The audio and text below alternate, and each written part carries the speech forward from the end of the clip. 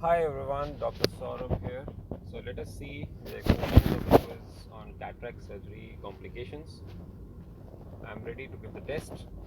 Let's see the first question. Now the first question is, all of the following are post-op complications of cataract surgery. So the most common complication of cataract surgery is PCU, that is D option. That is of course post-operative.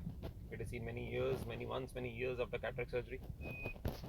Bullous keratopathy, pseudophakic bullous keratopathy means cornea endothelium is having problem which can lead to bullae in the epithelium, is also post-op. Macular edema, cystoid macular edema, that is Irwin-Gass syndrome, that is also post-op complication. Even if you don't know what is Descemet's detachment, Descemet's is one of the layers of the cornea which can detach during the operation. But even if you don't know, even if you have not heard about this complication, you should have ruled out the other options that A, C, D are post-op complications. So during operation, Descemet's can detach, which can lead to corneal edema post-op, but the injury to the Descemet's is during the operation. That's the answer of this question. Now, what is the provisional diagnosis of this case? Let us rule out. See, one day after cataract surgery, every one of the following can happen. I mean, conjunctivitis. See, when there is anterior segment inflammation given, so conjunctivitis is ruled out because that is outside the eyeball. Normal B scan means posterior segment is normal, so panophthalmitis, endophthalmitis is ruled out. So directly from these two sentences, the answer has to be toxic anterior segment syndrome. Even if you don't know what is this, by ruling out end of means all the layers of the eyeball except cornea sclera are involved, and panoff means all of the layers are involved. And of course, vitreous is also involved in both. So vitreous is involved, ultrasound B scan should be abnormal. So that is the answer, toxic anterior segment syndrome. It is an inflammatory condition within one day of cataract surgery. That is toxicity to IOL material in some patients, having diffuse corneal edema. That is toxic anterior segment syndrome. Steroids are given as a treatment in this condition. Now, during cataract surgery, during the surgery there was a posterior capsular tear, but the doctor was able to take out all the cataract material, so he has to put the intraocular lens. Now you cannot put in posterior chamber because the posterior capsule is having tear. So one option is anterior chamber IOL or a scleral fixated IOL. So which is better? See, anterior chamber IOL, the 10th question is on that, causes uveitis, glaucoma, hyphema syndrome. So that is not better than scleral fixated. Scleral fixated is, I told you in the yesterday's quiz also, it is behind the iris and fixed to the sclera with the help of holes in the haptics.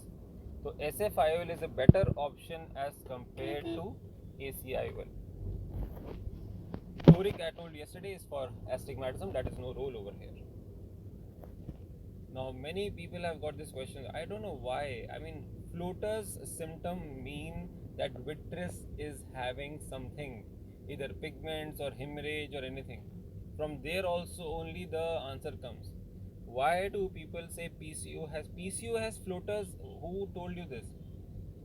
Student asked me, sir, PCO has PCO is posterior capsular opacification. Patient has glare, decreased vision. Vitreous is not involved in that. So after cataract surgery, many months, if the patient has sudden decrease in vision, keywords are sudden decrease in vision, sudden, with floaters means vitreous is involved. And doctor has dark glow means he cannot see the retina because something is there in the vitreous. That's why he cannot see the retina. The confusion can be in retinal detachment. But why did you confuse with PCO? I don't know. Retinal detachment also is not the answer of this question because the answer is dark glow. Dark glow means there is something in the vitreous which is not able to see the retina. The answer is vitreous hemorrhage over here. Macular edema does not have floaters. This is PCO. This was image on in NEET exam. This is posterior capsular opacification. The patient will have decreased vision with glare. Glare is the answer. This is an early stage of PCO known as Elchnik pearls. You can see the dot dot dots. These are pearls in the initial stages of posterior capsular opacification. Now, which laser is required to treat this? I know everyone knows Nd:YAG laser is there, but what is Nd:YAG doing? If you have attended the classes well, I given a chart. It is disrupting the capsule. You have to disrupt the capsule in the center so that light goes to the retina. So disruptive Nd:YAG is a disruptive laser. 1064 nanometers.